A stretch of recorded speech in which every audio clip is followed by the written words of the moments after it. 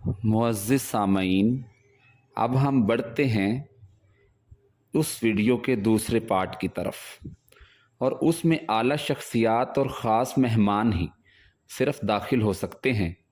दोस्तों, आपको ये सुनकर हैरानगी होगी कि खाना काबा की तादाद 2 है।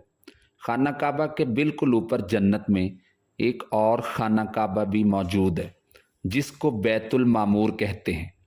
इसका इशारा कुरान पाक में भी मौजूद है, और नबी पाक सल्लल्लाहु अलैहि वसल्लम ने भी इस बात की निशानदही की है। जैसा कि अल्लाह के नबी सल्लल्लाहु अलैहि वसल्लम ने मेराज का वाक़या सुनाते हुए फरमाया, जब मुझे बैतुल मामूर यानी अल्लाह का घर दिखाया गया तो मैंने हज़रत जिब्राईल अलैहिस्सलाम से पूछा। उन्होंने जवाब दिया कि ये बैतुल मामूर है, जहाँ 70,000 फरिश्ते रोज़ाना अल्लाह की इबादत करते हैं, और जब वो यहाँ से जाते हैं तो वापस नहीं आते हमेशा, यानी नया दस्ता आता है, यानी एक फ़रिश्ते को सिर्फ़ इसके तवाफ़ की एक ही बार सआदत मिलती है। दोस्तों, अक्सर लोगों का ये सवाल होता है कि अज़ीम खाना काबा में क्यों शामिल नहीं किया गया और काबा का दरवाज़ा ऊंचा क्यों है। तो इसका जवाब इस हदीस शरीफ में मौजूद है।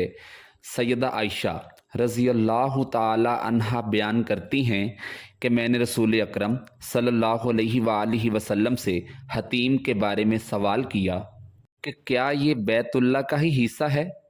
तो नबी करीम सल्लल्लाहु अलैहि वसल्लम ने जवाब दिया, जी हाँ। आयशा रज़ी अल्लाह ताला अन्हा बयान करती हैं, मैंने पूछा कि इसे फिर बैतुल्लाह में दाखिल क्यों नहीं किया गया। तो नबी पाक सल्लल्लाहु अलैहि वसल्लम का जवाब था कि तेरी कौम के पास खर्चा के लिए रकम कम पड़ गई थी। मैंने कहा कि बैतुल्लाह का दरवाज़ा ऊंचा क्यों है। नबी करीम सल्लल्लाहु अलैहि वसल्लम ने जवाब दिया, तेरी कौम ने इसे ऊंचा इसलिए किया ताकि वो जिसे चाहें बैतुल्लाह में दाखिल करें और जिसे चाहें बैतुल्लाह में दाखिल ना होने दें। और अगर तेरी कौम नई नई मुसलमान ना होती और उनके दिल इस बात को तस्लीम से इनकार ना करते तो मैं इसे यानी हतीम को बैतुल्लाह में शामिल कर देता और दरवाज़ा ज़मीन के बराबर कर दिया जाता। तो दोस्तों, ये थे कुछ हकायक जो कि खाना काबा के बारे में थे। चलिए अब आपको बताते हैं कि आखिर क्या वजह है कि खाना काबा के ऊपर से कोई जहाज़ नहीं गुज़र सकता। तो याद रहे, खाना काबा की हदूद के ऊपर से आज तक कोई भी जहाज़ नहीं गुज़र सका, और ना ही इसकी इजाज़त सऊदी हुकूमत ने किसी को दी है, और ना ही ऐसा कभी देखने में आया है।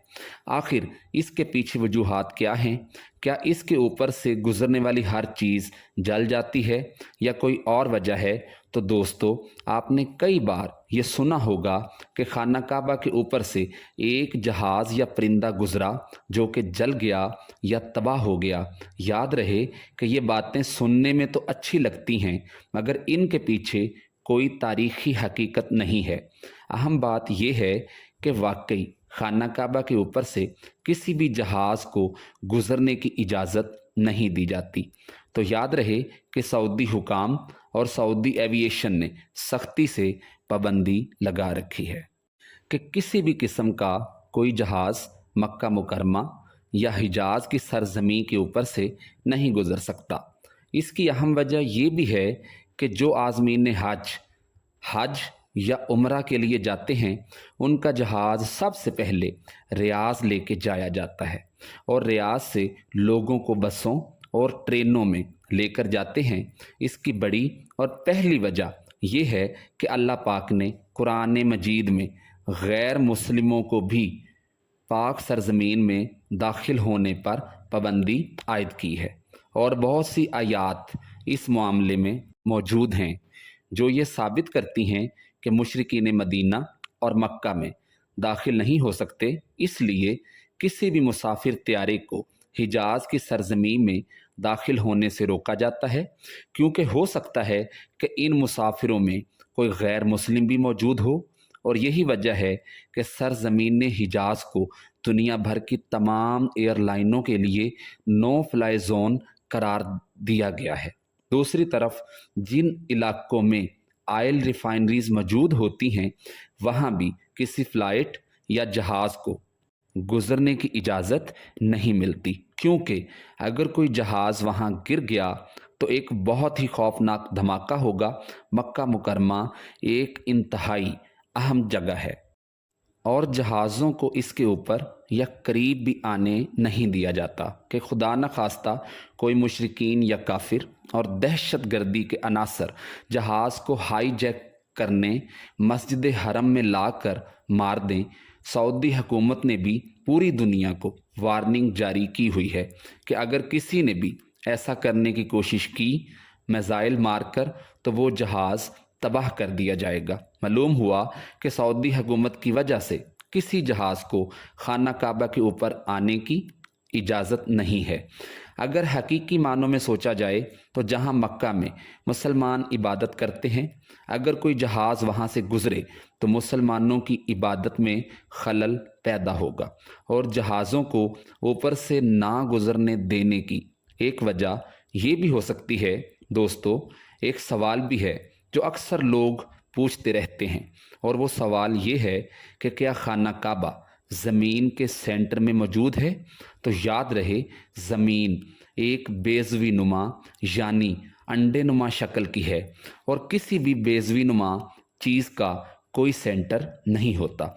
अगर ज़मीन फ्लैट हो तो इसका सेंटर दरियाफ्त किया जा सकता है, लेकिन एक गोल चीज़ का कोई सेंटर नहीं होता। जब आप किसी भी गोल चीज़ को देखते हैं तो इसका दरमियानी नुक्ता तब्दील हो जाता है। यही वजह है कि आप इसका कोई यकीनी सेंटर नहीं बना सकते। इसलिए अगर ये कहा जाए कि खाना काबा इस ज़मीन के सेंटर में मौजूद है तो ये दुरुस्त नहीं। अलबत्ता ज़मीन को बनाने के लिए जो टुकड़ा सबसे पहले बनाया गया था, आज वो टुकड़ा सऊदी अरब कहलाता है। ये बात साइंसी एतबार से दुरुस्त साबित की जा चुकी है कि इसके अलावा खाना काबा को जो अहमियत हासिल है वो इसलिए है कि अल्लाह का घर है, अल्लाह ताला का ज़मीन पर पहला घर है और ज़मीन पर भी जो पहला घर बनाया जाता है वो यही है। ये दुनिया भर के मुसलमानों का किबला है और एक मुसलमान के दिल में खाना काबा की जो तकरीम है वो किसी से मख्फी नहीं है। खाना काबा से जुड़े इन हक़ाइक़ को अपने प्यारों के साथ ज़रूर शेयर करें। हमारे इस वीडियो को लाइक करने के साथ साथ शेयर भी करें। प्यारे दोस्तों, हम ये उम्मीद करते हैं कि आपको हमारी आज की ये वीडियो ज़रूर पसंद आई होगी। अगर आपको हमारी आज की ये वीडियो पसंद आई है तो सबसे पहले इसको लाइक करें और अपनी राय का इजहार कमेंट सेक्शन में लाजमी करें। आखिर में आपसे एक बार फिर दरख्वास्त है कि आप हमारे चैनल मोटिव इस्लाम को ज़रूर सब्सक्राइब करें और साथ ही घंटी के बटन को भी क्लिक करें ताकि आपके पास हमारी आने वाली मज़ीद वीडियोस का नोटिफिकेशन बर वक्त मिलता रहे। अल्लाह ताला आपको अपने हिफ्ज़ो अमान में रखे।